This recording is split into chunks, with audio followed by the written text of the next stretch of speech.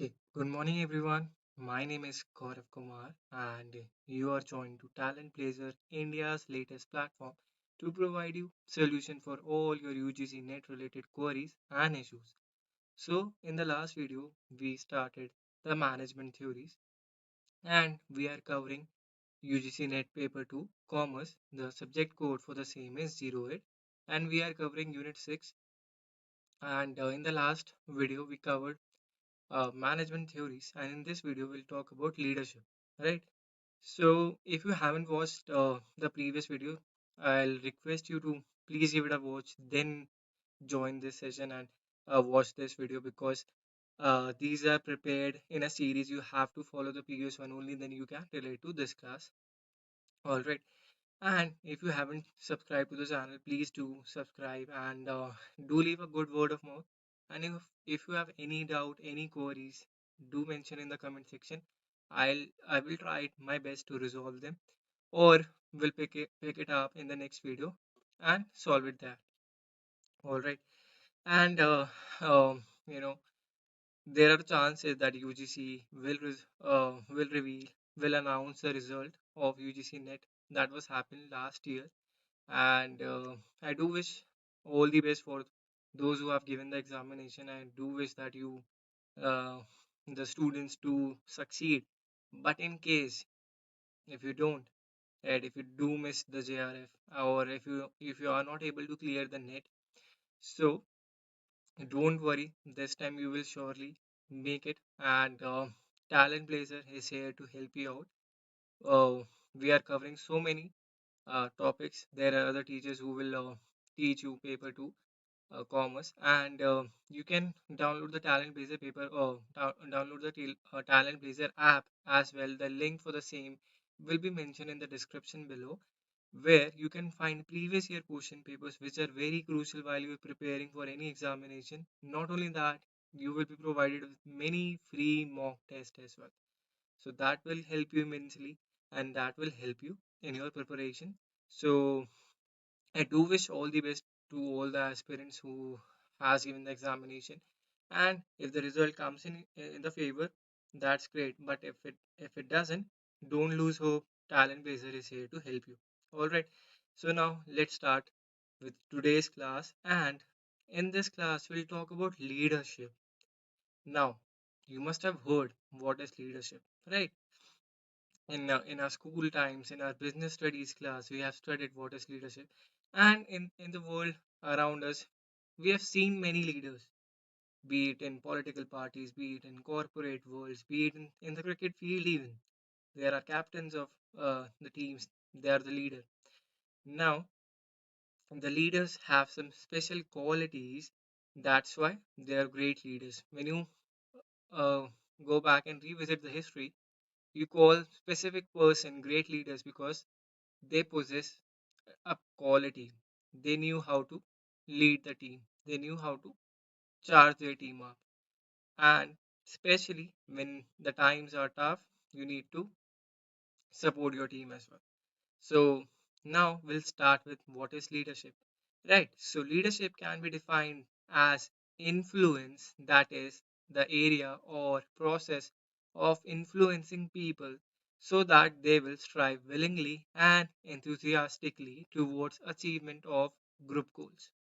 Now, while we are talking about leadership in company or organization sense, there is a team leader and that will influence the subordinates to achieve the goals. The goals are determined by the organization. There are specific goals that has to be achieved, and a leader has to step in. A leader has to step in to motivate their subordinates to work towards the organization goals, right? So the area or process of influencing people. If you are surrounded by a good leader, your leader is showing up on time every day, so you get influenced by it, right? If your leader is coming at work every day, so you and on time and specifically on time, so you get inspired, you get influenced that my leader is coming every day, even I have to, right? So that is basically influence people so that they can strive willingly. You're not forcing, If you are forcing, you're not a great leader. You're not forcing, you are helping them to strive willingly and enthusiastically towards achievements of group goals, because group goals are very important, right? Every group in the organization has a leader. A successful leader has within him the following ingredients. Now, we'll talk about what are the ingredients that makes a leader a successful leader, right? The first one is the ability to use power effectively. So, a leader, let's say a captain of our cricket team, they have a power to make decisions, be it calling for the DRS, right, for the review system, or picking which bowler to bowl. So they have the power. Now, a good leader knows when to use that power and how to use that power, right? So the ability to use power effectively, that makes a good leader. Second, an ability to comprehend.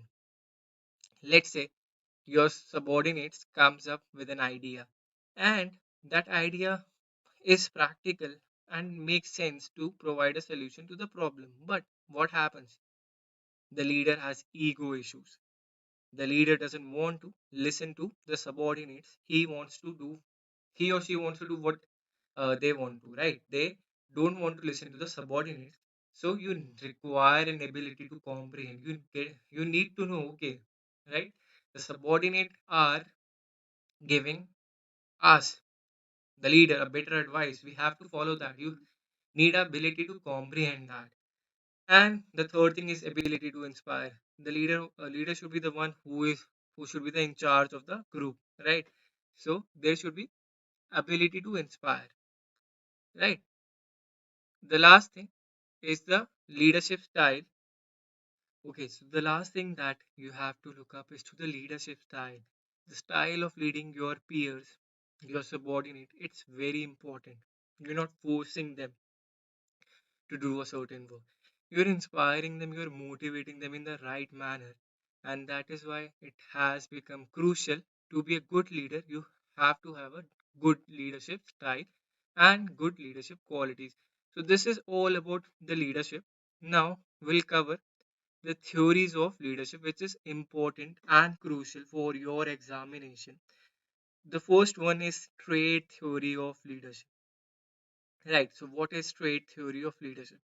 In this theory, the trait theory of leadership suggests that certain inborn or innate qualities and characteristics make someone a leader.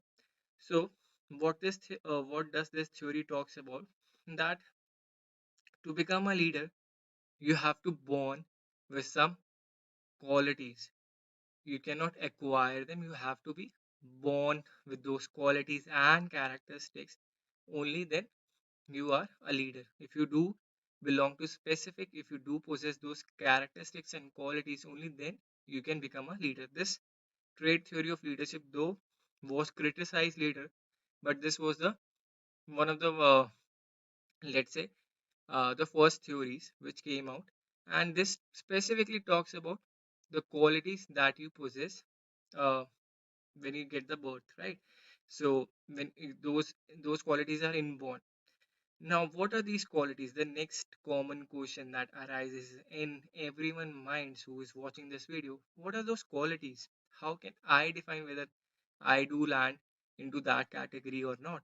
So these qualities might be personality factors, physical factors, intelligent factors, and so on. So if you have a good personality, if you are tall, if you are handsome, if you look great, so according to trade theory, you can be a good leader. And if you're intelligent, your IQ level is very high, you can be a good leader. So these are the few factors, these are the few qualities that trade theory talks about, right? In essence, trade theory proposes that the leader and the leader traits are central to an organization's success. So this theory also says that for an organization to become successful, right? For an organization to become successful, you need the leaders and the leader traits which are central. If your organization has the leaders which possess such qualities, then your organization will become successful, right? The assumption here is that finding people with the right traits will increase organization performance. Now, This theory also talks about that if you find people with right traits, that will increase the organization performance. If you had a good leader, if you have a leader which possesses all of these qualities or any of these qualities, be it personality factors, be it physical factors, be it intelligent factors, so you are a good leader, right? According to this theory. So this is very important. I hope I have made myself very clear upon trait theory of leadership. Now we'll cover the next thing, next part. Okay, so next up is leadership style and behavior. We have covered trait theory of leadership. Now the next thing that we have to cover is leadership style and behavior. So we're talking about leadership based on authority, right? We are talking about leadership based on authority. So first one is autocratic leadership, right? So you must have heard about autocrats around the globe. There are many examples of autocrats around the globe. So you must have heard, though they are very popular historically. Now you will find rarely autocrats ruler around the globe. So what is autocratic leadership? Right. This type of leadership is practiced by the managers concentrating on powers and authority within themselves. So in autocratic leadership, the subordinates do not have any say. The employees do not have any say. The leader takes a final call, takes all the decision, right? They have all the power. They don't want your advice. If there is anything, any project that the organization is willing to take, the call will be made by the leaders or the managers. They don't want any advice from the employees or the subordinates. Leader expect high degree of compliance by subordinate. Not only this, they have the power of taking the final call, but also they want high degree of compliance that the manager or the leader will basically tell the employee to do something and they have to do it. They cannot argue against it, right? They cannot say no to it. So they require high degree of compliance by subordinates. Next up is manager exhibiting this type of style has the ability in enforce decision by use of rewards and fear of punishment. So basically, the manager will come up, who has the authority, will say to the subordinates and employee that you have to do this task. This task has to be done by this weekend. It has to be done at any cost. And if you fail to do so, you will lose on your job, right? So basically threatening. And if you are able to do it, if you are able to pull off this task, you will be rewarded. So this is an autocratic style of leadership. I hope you guys are pretty much clear with this now, right? Basically, if I have to sum it up, in autocratic, the managers or the leaders have all the power. Not only this, they enforce their decisions on their subordinates that you have to do is have to do this, and they give threats, and they can enforce actions by use of rewards and fear of punishment. So this is about autocratic leadership. Now the next one we want to talk about is democratic or participative leadership. So by the term, you must have realized what is democratic or participative leadership. In democratic or participative leaders, they consult their subordinates, encourages participation in decision making. So basically, what happens in democratic or participative leadership, I'll tell you with an example is, let's say your senior calls you up, you're a fresher, right? And they talk about a new project that they are going to undertake. In that particular project, your superior asks you to give any inputs, and whatever you feel. You have just joined the organization and you have a strong belief that you can contribute to that particular project in a different manner. There are certain inputs that you want to provide. So, certainly, in that meeting, you will bring up few points, and that's basically democratic or participative leadership, giving you an opportunity to speak up. Not only that, but your views will be considered as well, right? In the process of interaction with subordinates, Democratic leaders suggest actions or decision and obtains views of those under him. Right. So basically, this clearly suggests what I just explained with an example, that democratic leaders suggest actions or decisions and obtain views of those under him. So if you are working under someone who follow this kind of leadership, democratic or participative, you know your value, you know your worth, you know if you are going up to your manager or your senior with some advice, they will consider it, be it related to a new project, be it related to something that's being going on currently. I hope this is pretty much clear, because democratic or participative leadership, by the term itself, you can figure it out, right? Now, the third one. From here, you can expect a question, because mostly students, while by the time you have revised everything, right, you forget what is laissez-faire leadership.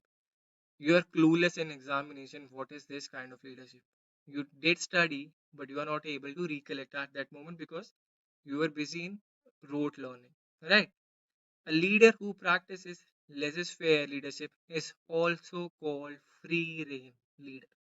So here you can get a question easily. A leader who practices laissez-faire leadership is called as. You have to mark the right answer. There will be four options. You have to pick the right one.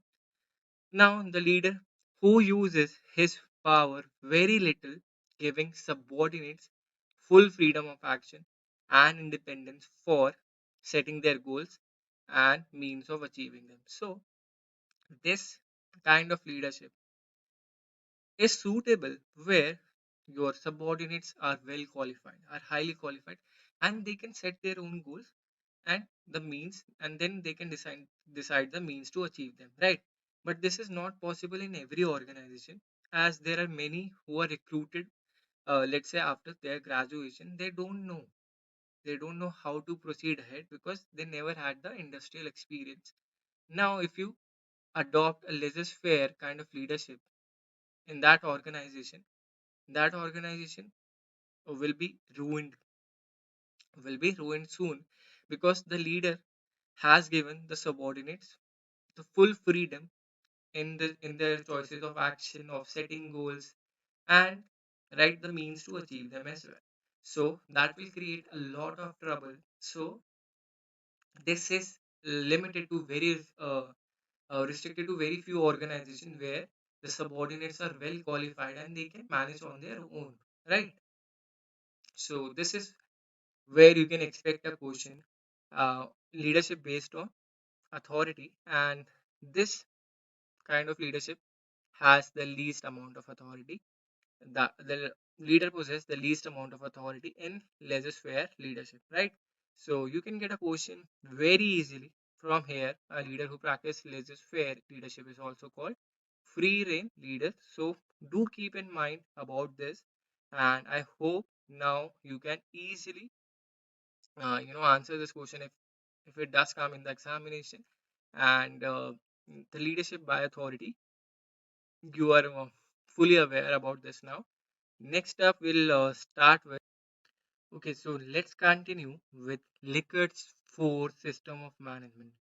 I am here covering all the important topics which are important and crucial for your examination, which will benefit you a lot, right?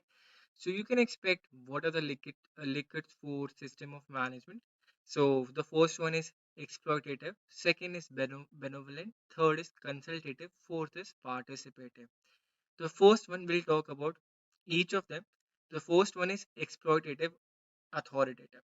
Right. In this, managers practice exploitative authoritative system of management in which they are highly autocratic and they have no trust in subordinates. So basically, this is an autocratic style of leadership where the managers can exploit the employees, right? And they have no trust in their subordinates, and they have all the power for the decision making. They have all the power, be it related to any decision they want to take, and they don't want to consult with the employees or their subordinates. So this one is exploitative and exploitative authoritative. The second one is benevolent. and authoritative.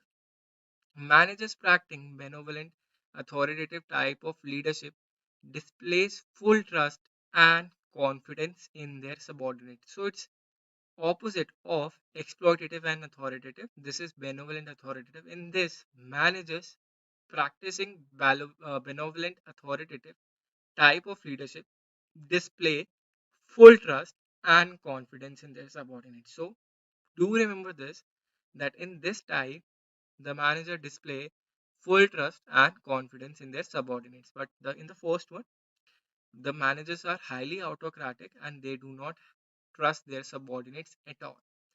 Now, the third one is the consultative type. In this, managers practicing consultative type of management have substantial but not full confidence and trust in their subordinates. So, how this is different from benevolent authoritative? In this, do focus or pay attention to this one.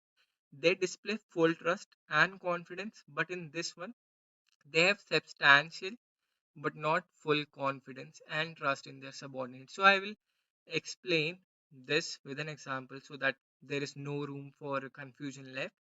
So in benevolent type, what will happen? Manager will assign you a task, and you know when you are completed with the task, they will not interfere between while you are doing the task. And when you have completed the task, they fully trust you, and they will represent to their client and pass it on.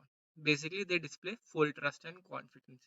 Now we are talking about the consultative part. In this, if a manager asks you to do a particular task, there can be some intervention. They will ask you about how much progress has been done and how much the work has been completed. And if you are encountering any problems, any issue, do us inform us, right? So they do not display full confidence. And even let's say you are employee and you have covered the whole thing, you have completed the whole project. Even after that, manager will take a look and certainly provide some review that okay, you have to make some changes over there and here, but rest your project is good. But still, make those changes and bring it to me the next time. Only then I will pass it on, right?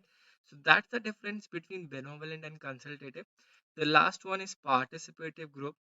Lickit's fourth management system is called participative group leadership. In this system, managers have complete confidence and full trust in subordinates on all matters of organization.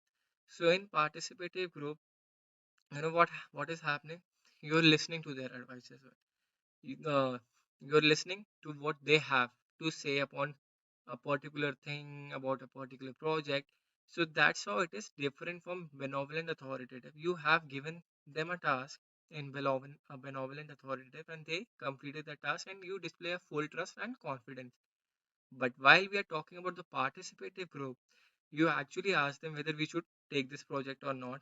You actually consult them, and you will ask whether we should be creative upon how to solve this particular problem and provide solution. So basically, that's the difference. And these are the four system of management. I hope I have made myself pretty much clear upon what are the Lickit's four system of management. You have to remember this.